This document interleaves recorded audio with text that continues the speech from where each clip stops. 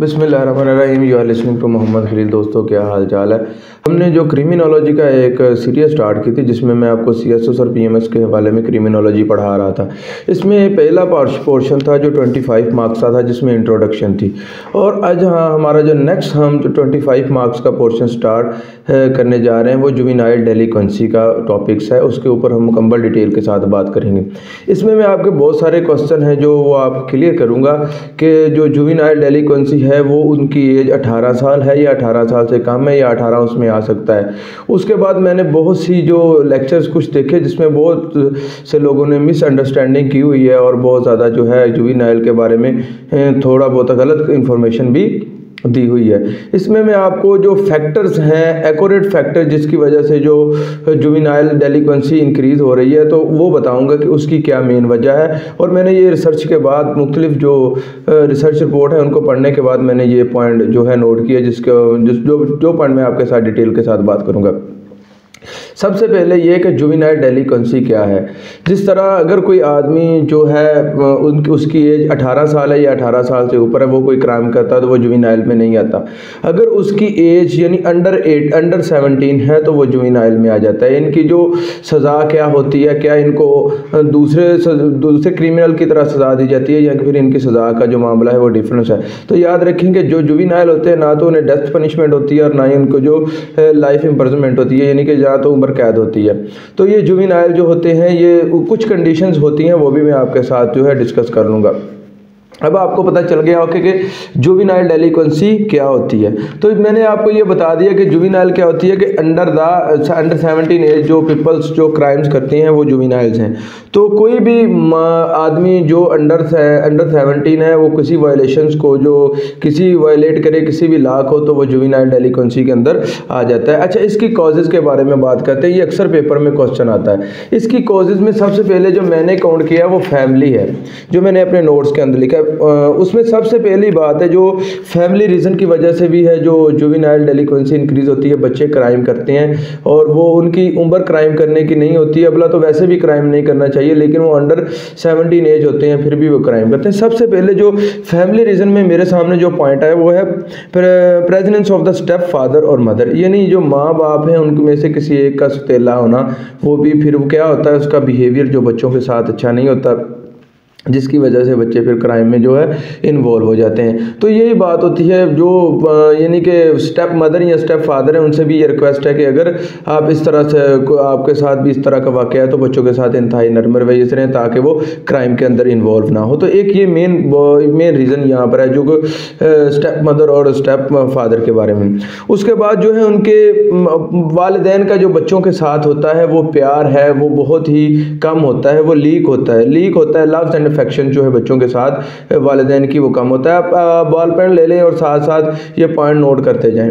अच्छा, थर्ड क्या होता है जो पेरेंट्स का आपस में लड़ना झगड़ना होता है। इसकी वजह से भी बच्चा जो डिप्रेशन का शिकार होता है फिर वो क्राइम में इन्वॉल्व होता है क्योंकि जब घर में उसे सुकून नज़र नहीं आता फिर वो बाहर वाले लोगों में ज़्यादा टाइम स्पेंड करता है, फिर वो दोस्तों के साथ ज़्यादा टाइम गुजारता है, फिर वो उसका जो है रवैया उस तरह का हो जाता है। अगर पेरेंट्स आपस में जो लड़ाई झगड़ा करते हैं तो इस बात से भी ग्रेज करने चाहिए क्योंकि इसकी वजह से भी बच्चे जो है क्राइम में इन्वॉल्व हो सकते हैं। उसके बाद है using of alcohol and other drugs bye parents. अगर वालिदैन कोई अल्कोहल इस्तेमाल कर रहा है या फिर कोई और ड्रग्स ले रहा है तो उसके भी जो बच्चों के ऊपर जो है साइड इफ़ेक्ट होते हैं क्योंकि कुछ फिर वो उनके सामने जो है अपनी ड्रिंकिंग वगैरह करते हैं या फिर दूसरे जो मंशियात हैं वो इस्तेमाल करते हैं, वो फिर बच्चों के ऊपर इम्पैक्ट होता है और वो जो है क्राइम में इन्वॉल्व हो जाते हैं। वो ड्रग्स क्राइम में इन्वॉल्व हो जाएं, वो ह्यूमन ट्रैफिक में इन्वॉल्व हो जाएं, वो फाइट क्राइम में इन्वॉल्व हो जाएं, लेकिन वो क्राइम में इन्वॉल्व होने की उनके जो परसेंटेज या चांसेस वो ज़्यादा होते हैं बनिस्बत उनके जो नॉर्मल्स होते हैं। उसके बाद जो होती है पेरेंट्स जो होते हैं वो बच्चों के ऊपर उन्होंने अपनी ख्वाहिशात जो खुद पूरी नहीं कर सकते वो बच्चों के ऊपर रखी हुई होती हैं। अगर बच्चे इतनी एबिलिटी के अंदर या इतनी उनके अंदर सलाहियत नहीं है कि वो उनको अचीव कर सकें, उनको प्रेशराइज करते हैं कि आप ये काम करें। फिर वो जो है पैसा इकट्ठा करने की कोशिश करते हैं, वो ये नहीं देखते कि ये लीगल मैटर है या इलीगल मैटर है। अगर आपका जो बच्चा है वो उसकी एज अंडर 17 है या उससे छोटा है तो फिर आप उसको अपनी फाइनेंशियली तौर पर स्ट्रांग होने के लिए काम के ऊपर भेजते हैं, तो फिर इसकी वजह से भी बच्चे जो है वो क्राइम में इन्वॉल्व हो जाते हैं। और उसके बाद जो है बच्चों के साथ बहुत ही सख्त यानी लूज है very strict discipline at home. Home के अंदर जो आपका डिसिप्लिन है वो बहुत स्ट्रिक्ट हो।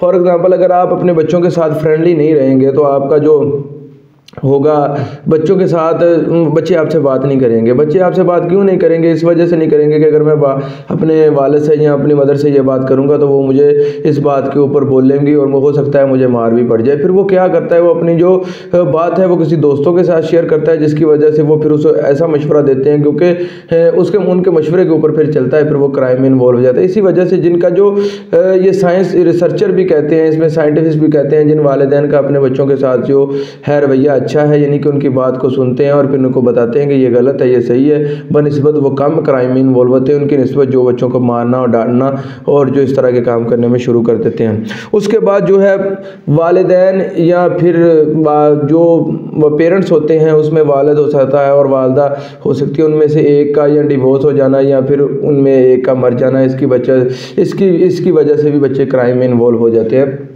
अगर फॉर एग्जांपल कोई वालिद का इंतकाल हो गया है, फिर उसके बाद उनका फाइनेंशियली कोई ऐसा निज़ाम नहीं है जिसकी वजह से फिर वो अपने जो है अखराजात को पूरे कर सकें, फिर भी क्राइम में इन्वॉल्व हो सकते हैं। अगर मदर की डिवोर्स हो गई है या फिर मदर की डेथ हो गई है तो फिर भी वो क्राइम में इन्वॉल्व हो सकते हैं। उसके बाद जो नेक्स्ट है, अगर तो मेंटली तौर पर mentally abnormality in the mother और फादर, ये भी एक बहुत बड़ी रीज़न है। मदर बिगिन सर्विस, अगर वालदा किसी काम के ऊपर चली जाएगी तो बच्चे की क्या परवरिश जो है वो कैसे करेगी? वो परवरिश नहीं कर सकती। वो आएगा स्कूल से, वो हर आदमी अपने अपने मोबाइल के ऊपर लगा होगा, तो फिर क्या होगा, फिर वो उसका जो मटेरियल्स है, उसका जो दूसरी एक्टिविटीज़ हैं वो उसमें जो है वो उनको गलत इस्तेमाल करेगा और वो क्राइम के अंदर इन्वॉल्व हो जाएगा। और नेक्स्ट जो है सोशल रीज़न क्या है, ये एक बहुत बड़ा पॉइंट है कि सोशल रीज़न भी इसमें बहुत सारी हैं जिसमें बच्चे जो क्राइम में इन्वॉल्व होते हैं। आप देख लें कि क्राइम की जो जुवेनाइल की क्राइम्स की रेशो है डे बाई डे इंक्रीज़ हो रही है। इसमें सबसे पहले जो होता है पीर ग्रुप्स होता है। फॉर एग्जांपल मैं अपने दोस्तों, ये कौन से ग्रुप होते हैं, मैं अपने दोस्तों के साथ गया, वो किसी इलीगल काम में इन्वॉल्व है, फॉर एग्जांपल कि वो रॉबरी है या थीफ है उसमें इन्वॉल्व हैं, और वो मेरे साथ उनका बैठना उठना है, सारा आदमी नहीं लेकिन मेजॉरिटी ऐसा भी हो रहा है। फिर वो मुझे प्रेशराइज़ करते हैं कि यार ऐसा कुछ नहीं होता, कोई मतलब नहीं, कोई वजह नहीं, आप हमारे साथ चलें। फिर वो उसे कहते हैं पीर प्रेशर। तो ये पीर प्रेशर की वजह से भी जो बच्चे होते हैं वो क्राइम में इन्वॉल्व हो जाते हैं। अपने बच्चे की जो रहन सहन कहाँ पर रहता है उसके बारे में मालूमात रखनी चाहिए। फॉर एग्जांपल हम 4 आदमी जा रहे हैं, इसमें से 2 आदमी जो है सिगरेट पीते हैं, एक आदमी सिगरेट जो है नहीं पीता, तो 2 दोस्तों से प्रेशराइज़ करें कि सिगरेट से कुछ नहीं होता, आप भी सिगरेट पी लें, तो वो भी जो पीना शुरू करते हैं, इसे कहते हैं पीर प्रेशर ऑफ ग्रुप्स। नेक्स्ट है school, community and social institution.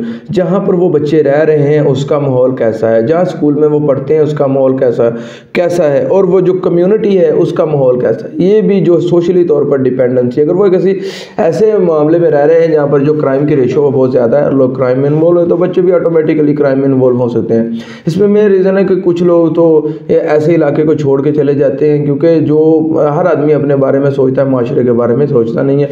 इसमें लोग भी सच्चे हैं, अगर वो माशरे के बारे में सोचना शुरू कर दें तो जो हमारे कुछ जो है ब्लैक शीप, जो अपने हमारे कुछ डिपार्टमेंट के ब्लैक शीप होते हैं, वो क्या करते हैं, वो उन क्रिमिनल्स के साथ मिलकर उसी आदमी के ऊपर रजिस्टर्ड FIR कर देते हैं, फिर वो जेल के अंदर सड़ता रहता है और गलता रहता है। अच्छा, उसके बाद जो नेक्स्ट है एफिलिएशंस विद द अदर डेलिक्वेंट्स, दूसरे जो जराइम पेशा लोगों के साथ ताल्लुकात और उनके साथ रहन सहन, उनके साथ जो है बैठक का निज़ाम, ये सारा निज़ाम भी क्या करता है, जो है सोशली रीज़न होती है कि जो है जुवेनाइल है वो क्राइम में इन्वॉल्व हो सकते हैं। उसके बाद जो अदर जनरल रीज़न, और भी इसमें रीज़न है। सबसे पहले देख लें पावर्टी, गुर्बत देख लें। गुर्बत की वजह से भी लोग हैं जो जुवेनाइल होते हैं वो क्राइम के अंदर इन्वॉल्व हो जाते हैं। आउट ऑफ स्कूल चिल्ड्रन, तो इसकी वजह से भी जो बच्चे हैं क्राइम इन्वॉल्व हो जाते हैं। चाइल्ड लेबर भी एक बहुत बड़ा पॉइंट है जिसकी वजह से, ये सारे पॉइंट आप नोट कर लें और जब आपको एग्जाम में आए इंशाल्लाह हेडिंग देके साथ साथ लिखते जाएं। ये पॉइंट आपको ना तो किसी बुक में मिलेंगे, और ये जो पॉइंट इन बहुत ही मेन पॉइंट, और ये पॉइंट भी बहुत ज़्यादा बनते हैं कि आपके जो 20 नंबर का क्वेश्चन या जितने नंबर का क्वेश्चन है वो कवर हो जाएगा। उसके बाद होता है कि बच्चों के साथ जिनसी ज़्यादती के मामले में भी क्या होता है, फिर बच्चे क्राइम में इन्वॉल्व हो जाते हैं। क्राइम क्योंकि वो एज ऐसी होती है कि आप जिस तरफ मर्जी किसी बच्चे का रुख को मोड़ लें वो उसकी तरफ ही लगना शुरू हो जाता है। इसी वजह से अगर आप अपने बच्चों के साथ कोऑपरेट बिहेवियर में रहेंगे, उनकी बात को सुनेंगे, उनका गुस्सा नहीं करेंगे, फिर आपसे बात वो शेयर करेंगे, जिसकी वजह से उनमें क्राइम में इन्वॉल्व होने की शरह बहुत कम हो जाएगी। उसके बाद जो है सोसाइटी है उसका जो है ठीक ना होना, और उसके बाद इसमें सबसे एक मेन मैं आपको बता देता हूँ रीज़न क्या होता है। अच्छा, सोशल मीडिया का भी बहुत ज़्यादा रीज़न है, बहुत ज़्यादा जो इसमें है सोशल मीडिया का आप सोचते होंगे कि सोशल मीडिया को आपके इधर इसमें कहाँ ले गए। आजकल जो सॉन्ग वगैरह हैं या फिर जो मूवीज़ हैं जिसमें वो रॉबरी करने के बारे में बताते हैं, ये सॉन्ग वगैरह हैं, वो क्या करते हैं, सॉन्ग को सुनते हैं और उसको जो रियली समझ कर फिर क्राइम में इन्वॉल्व हो जाते हैं। जो सोशल मीडिया है, सोशल है, वहाँ पर उसकी वजह से भी ये क्राइम मेरे पॉइंट ऑफ व्यू से जो सबसे मेन पॉइंट इस वक्त चल रहा है वो सोशल है, यानी कि सोशल क्राइम की वजह से भी बच्चे जो होते हैं सोशल मीडिया की वजह से बच्चे क्राइम में इन्वॉल्व हो रहे हैं। इसी वजह जो आप तो देख रहे हैं सोशल मीडिया के ऊपर क्या चल रहा है। उसके बाद रूल ऑफ स्टेट इंस्टीट्यूशन, जो इंस्टीट्यूशन के रूल्स और स्टेट्स के रूल्स होते हैं उनकी वजह से भी जो बच्चे हैं क्राइम में इन्वॉल्व हो जाते हैं। सबसे पहले मैंने आपको फैमिली रीज़न के बारे में भी बता दिया, और उसके बाद मैंने आपको सोशल रीज़न बताई, फिर मैंने आपको जो नेक्स्ट आपको बताया वो अदर जनरल रीज़न बताई। अच्छा, बायोलॉजिकल रीज़न भी होती है। बायोलॉजिकल रीज़न इसमें क्या होती है, फॉर एग्ज़ाम्पल एक बच्चा है वो बायोलॉजिकल तौर पर फिट नहीं है या फिर मेंटली तौर पर डिस्टर्ब है तो वो भी क्राइम में इन्वॉल्व हो सकता है। और उसके बाद एक बच्चा है वो उसके लो इंटेलिजेंस है, उस इंटेलिजेंस एक लो है, अगर उसे पता चलता है कि the children with low intelligence unlikely to more, तो ये भी ज़्यादातर इन्वॉल्व हो जाते हैं क्योंकि उनके जो दिमाग की बात को पिक करने का जो होता है वो बहुत कम शरह होती है। इस वजह से वो भी उनका बायोलॉजिकल फिट नहीं होते तो वो भी क्राइम में इन्वॉल्व हो जाते हैं। अच्छा, कुछ खुराक का भी असर होता है क्योंकि जो न्यूट्रिएंट्स होते हैं उसका खुराक का भी असर होता है, क्योंकि ये अपने हमारे ब्लड प्रेशर को, ब्लड वेसल्स को इंक्रीज़ करता है, जिसकी वजह से फिर वो गुस्से की शरह को ज़्यादा इंक्रीज़ होती है और इंसान जो बच्चे जो क्राइम के अंदर इन्वॉल्व हो जाते हैं। अब normal physical and motor development such as children face adjustment issue, तो ये मैंने आपको जो है सारे जो टॉपिक्स वो मैंने आपको बता दिए। अच्छा, एक बिल्कुल बहुत छोटा सा और भी क्वेश्चन है जिसमें ज़्यादातर पूछा जाता है स्टेट ऑफेंडर्स और चाइल्ड डेलिक्वेंसी में क्या फ़र्क है। तो ये सबसे पहले याद रखें, कोई एक क्राइम्स होता है जो फॉर एग्ज़ाम्पल मैं अगर अपने वालिदैन के सामने या फिर अपने बड़े भाई के सामने स्मोकिंग कर रहा हूँ या कोई ऐसा काम कर रहा हूँ, ये वायलेट तो नहीं है लेकिन ये सोशली तौर पर लोग प्रेशराइज करेंगे कि आप ऐसा काम ना करें। तो these are a behaviour that are consider in appropriate for child and these behavior are proscribed because of the age of offenders is their behavior are committed by adult. There are illegal example smoking or drinking, for example ये smoking और drinking देख लें। और जो डेलिक्वेंस offences हैं वो क्या होते हैं, these are a violation of illegal status that allow apply to, जो जिनकी वजह से जो स्टेट है वो पनिश करे। तो इसमें मैंने आपसे पहले चाइल्ड डेलिक्वेंसी के बारे में बताया, फिर मैंने उनकी रीज़न के बारे में बताया किन वजह से। सबसे पहले मैंने उनको फैमिली रीज़न बताई, फिर मैंने कहा कि इसमें फैमिली रीज़न भी है, और उसके बाद मैंने सोशल रीज़न में सबसे पहले सोशल मीडिया को भी कहा कि सोशल मीडिया भी इसके अंदर इन्वॉल्व है। उसके बाद पीर ग्रुप्स हैं और एफिलिएटेड विद अदर डेलिक्वेंस, दूसरे जो लोगों के साथ है। फिर मैंने अदर जनरल एग्जांपल बताई जिसमें मैंने आपको पॉवर्टी बताई, बच्चों के साथ जिनसी ज़्यादती बताई, चाइल्ड लेबर बताया, और absence of effective child policy की जो है पॉलिसी जो मुकम्मल तौर पर नहीं है उसकी वजह से उसके बारे में भी मैंने बताया। फिर मैंने आपको जो है डेलिक्वेंसी ऑफेंस के बारे में बताया कि ये क्या होता है। ये हमारा छोटा सा लेक्चर है तो जिसमें मैंने आपको चाइल्ड डेलिक्वेंसी के बारे में बताया। इंशाल्लाह नेक्स्ट वीडियो में जल्दी ही मिलेंगे।